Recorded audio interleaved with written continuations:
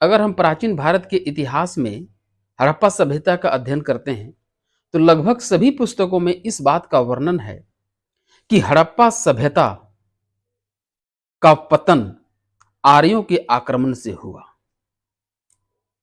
आर्य जो कि मध्य एशिया के निवासी थे, मुख्य तौर पर मैक्स मुलर ने यह माना है कि आर्य मध्य एशिया के निवासी थे।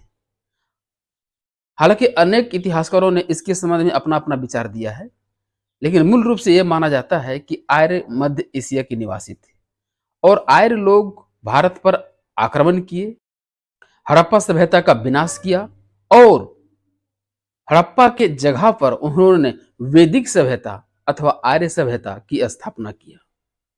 2500 ईसा पूर्व से 1500 ईसा पूर्व तक हड़प्पा का सभ्यता माना जाता है और 1500 ईसा पूर्व से 1000 ईसा पूर्व तक वैदिक काल की सभ्यता माना जाता है।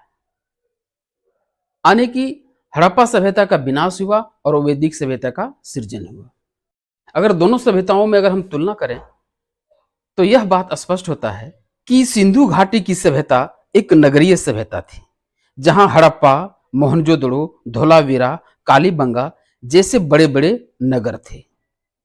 यहाँ का समाज व्यापार व्यवसाय प्रधान था।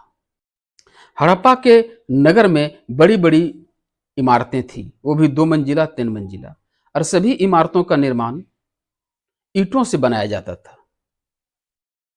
ईंटों से किया जाता था, वो भी पक्की हुई ईंटों से। घर के अंदर सभी सुख सुविधा के साधन थे जो आधुनिक युग में होता है, जैसे कि शौचालय की व्यवस्था, बड़ी बड़ी नालियों की व्यवस्था, बड़ी बड़ी चौड़ी चौड़ी सड़कों की व्यवस्था। ये सारी की सारी सुविधाएं सिंधु घाटी सभ्यता में थी। फिर जब हम वैदिक सभ्यता का अध्ययन करते हैं तो इतिहासकार लिखते हैं कि वैदिक सभ्यता एक ग्रामीण सभ्यता थी। यहाँ का घर घास फूस का बना हुआ था। वैदिक सभ्यता का घर झोपड़ी का बना हुआ था। वैदिक सभ्यता में आधुनिकता जैसी कोई व्यवस्था नहीं थी। गांव या जंगल में लोग रहते थे। सवाल यह है कि जब आर्यों ने हड़प्पा सभ्यता पर आक्रमण किया और आक्रमण करने के बाद अपना आर्य सभ्यता का निर्माण किया, तो हड़प्पा में मौजूद बड़ी बड़ी सड़कें कहाँ गायब हो गई? बड़ी बड़ी जो बिल्डिंग्स थे वो कहाँ चले गए? नगर में जो इतने सुख सुविधाएं थी, शौचालय था, स्नाना घर था, वो सब अचानक गायब कहाँ हो गया?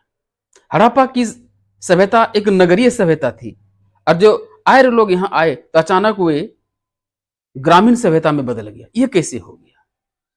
क्या आर्यों के आक्रमण करने से बिल्डिंग समाप्त हो गया? क्या आर्यों के आक्रमण करने से जो बड़े बड़े इमारत थे वो अचानक गायब हो गए? आर्यों के आक्रमण करने से हड़प्पा का जो सभ्यता था वो नगरीय सभ्यता था, वो ग्रामीण सभ्यता में अचानक कैसे बदल गया? दोनों सभ्यता की तुलना अगर हम करते हैं तो स्पष्ट होता है कि सिंधु सभ्यता के लोग कांसा के उपकरण का प्रयोग करते थे।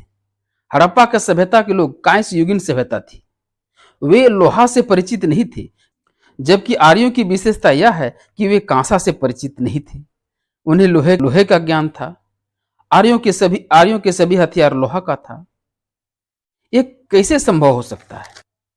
वो जो बड़ी बड़ी बिल्डिंग्स थी वो भी होना चाहिए। हड़प्पा सभ्यता में जो बड़े बड़े इमारत थे वो भी होने चाहिए। आर्य जब यहाँ बस गए तो उनका सभ्यता, आर्यों की सभ्यता ग्रामीण नहीं होना चाहिए, शहरी होना चाहिए। वो शहर अचानक गायब कहाँ हो गए? वैदिक आर्यों के धार्मिक जीवन में गाय के काफी महत्व था।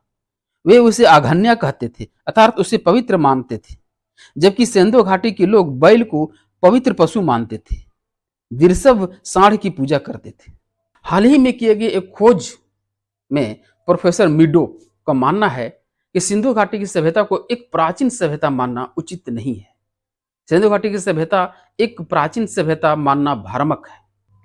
हड़प्पा सभ्यता से संबंधित बहुत से अनसुलझे सवाल हैं। खोज अभी जारी है। शायद भविष्य में इतिहास के पन्ने में कुछ नवीन तथ्य को जोड़ा जाए।